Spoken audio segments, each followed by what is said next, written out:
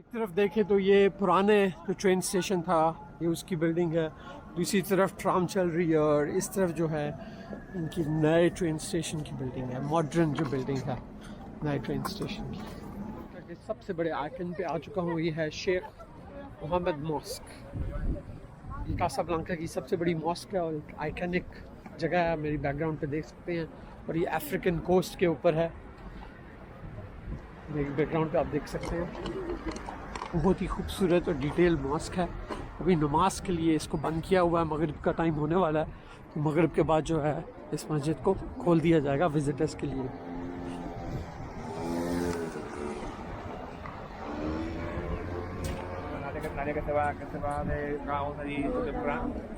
हमारे पास Mohammad mask Casablanca, दूसरी तरफ रेडियो वाले चिप्स बेच रहे हैं, ठीक है जी।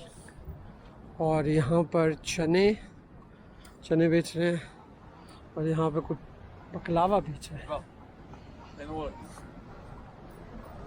और खूबसूरत अफ्रीकन कोस्ट साथ में, सुभान अल्लाह, ब्यूटीफुल नज़ारे कासाब्लांका से।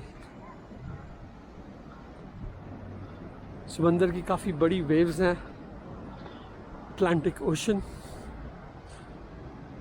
और समंदर के बिल्कुल ऊपर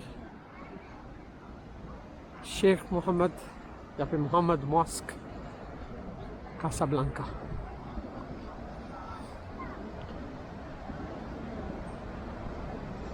काफ़ी लोग आए क्योंकि आज सैटरडे है, उसकी वजह से काफ़ी रश है यहाँ पर।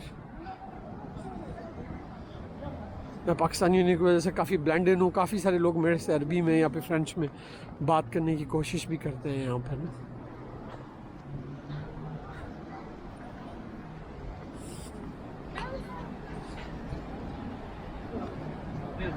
काफ़ी खूबसूरत जगह, काफ़ी रेडियो वाले लोग यहाँ पे खड़े हुए हैं। समंदर का खूबसूरत मंजर है यहाँ पर।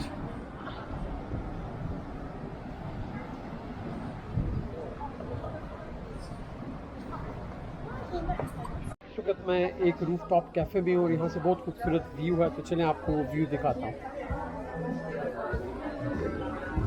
जी मोरक्को, नीचे गाड़ियाँ चल रही हैं और सामने जो है वो मोहम्मद मॉस्क है।